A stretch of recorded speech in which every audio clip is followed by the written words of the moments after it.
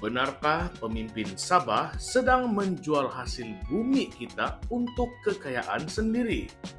Apa yang sedang berlaku di belakang tabir kerajaan GRS? Adakah Sabah kini milik pribadi ahli politik tertentu? Hari ini, dalam video kali ini, kami akan dedahkan kenyataan panas dari UMNO Sabah yang pasti akan membuatkan Anda semua terkejut. Salam sejahtera dan selamat datang sekali lagi ke channel ini, Current Sphere MY. Pada video kali ini, kami akan membawakan satu pendedahan yang sangat panas dari UMNO Sabah yang mendakwa bahwa Kerajaan Gabungan Rakyat Sabah GRS kini mengurus sumber negeri seolah-olah ia adalah harta pusaka keluarga mereka. Nah, tuduhan ini bukan calang-calang punya tuduhan.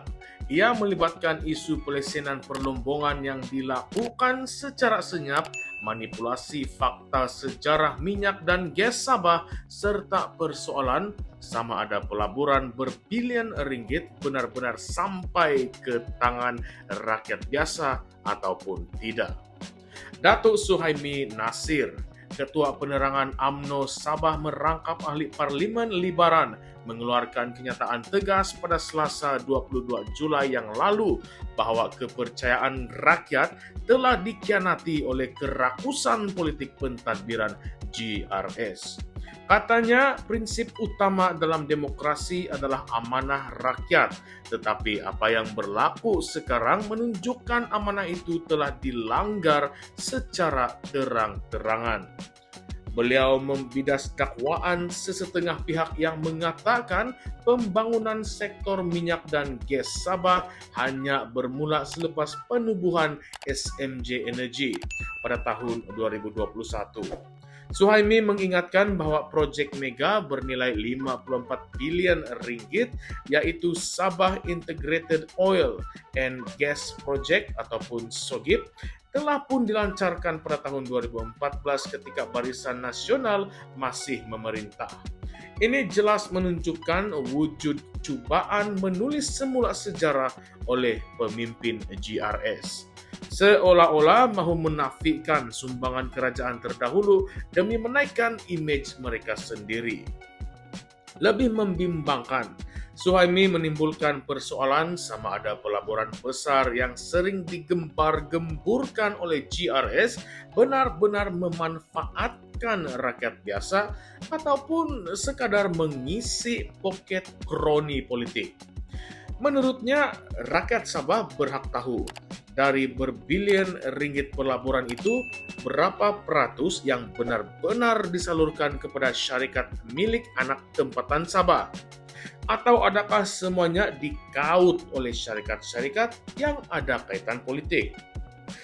Dalam masa yang sama, isu asas yang menjadi keperluan harian rakyat seperti bekalan air bersih, jalan raya yang elok, dan bekalan elektrik stabil terus tidak diberi perhatian.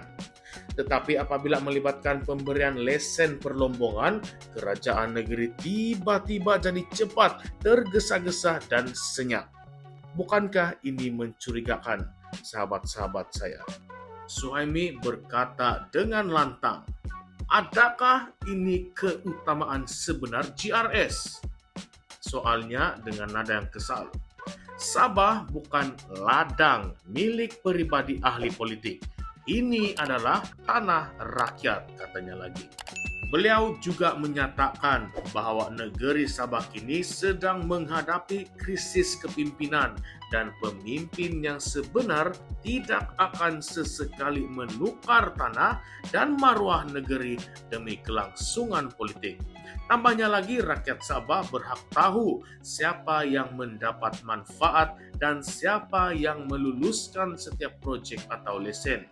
Kerana negeri ini bukan warisan feudal untuk dikawal oleh golongan elit politik.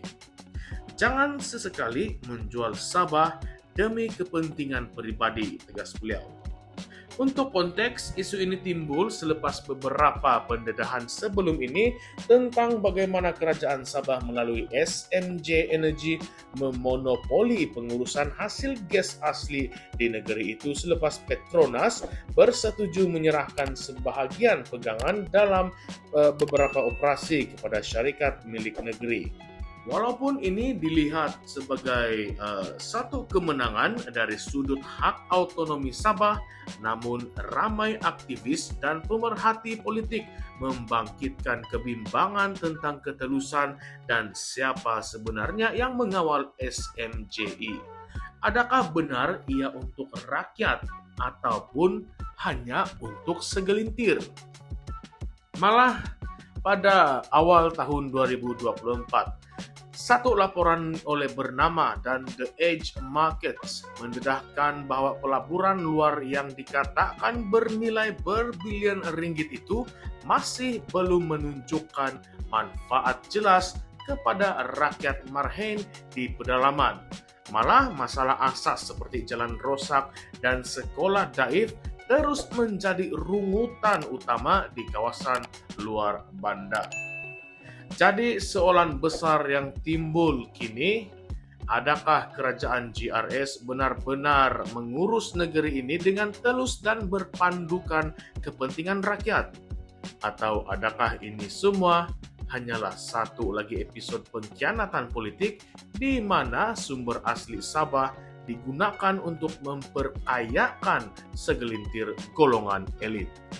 Lebih penting lagi, kenapa rakyat Sabah tidak dimaklumkan secara terbuka tentang siapa yang diberi lesen perlombongan?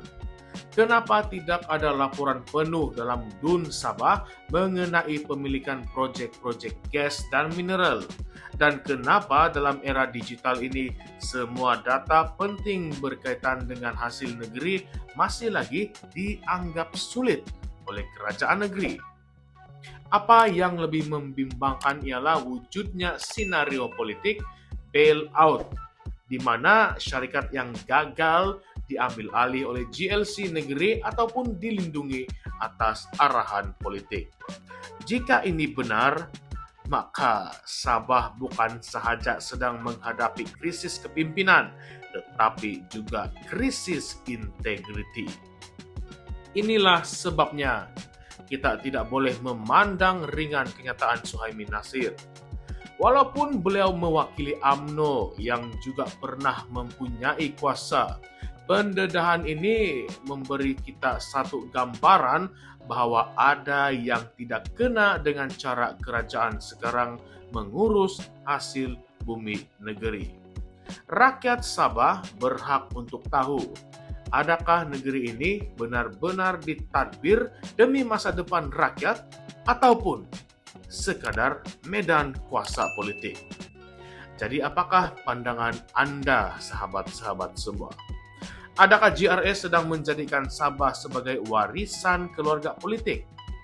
Siapa sebenarnya yang mengawal kekayaan negeri ini? Adakah ini semuanya demi rakyat ataupun demi kroni?